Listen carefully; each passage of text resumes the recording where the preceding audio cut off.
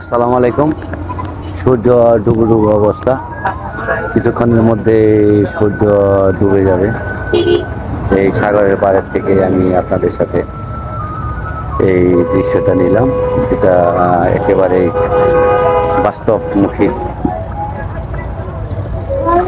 সেই লেভেলের সৌন্দর্য বিরাজ করতেছে মহান আল্লাহ তাআলার কুদরতে। অনেকটাই সুন্দর লাগতেছে। সাগরের পাশটা একেবারে চমৎকার। দূর দিগন্তে ছোট ছোট নৌকা, এই নৌকাগুলো কিভাবে চলে, এদের যে সাহস, বিশাল সাহসের অধিকারী।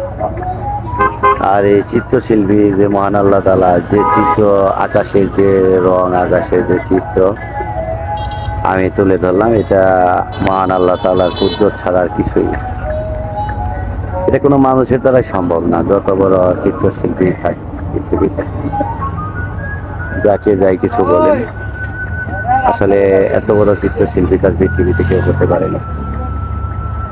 এই অনেক দূর পর্যন্ত দেখানোর চেষ্টা করতেছি আমি।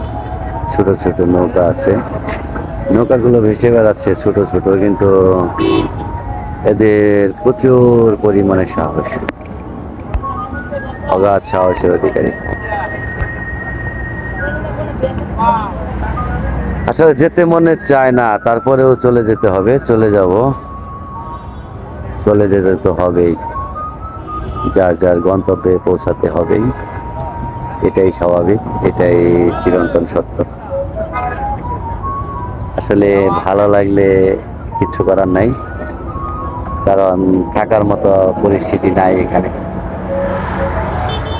কারণ কোনো মতেই থাকতে পারবো না। চলে যেতে হবে, চলে যাব।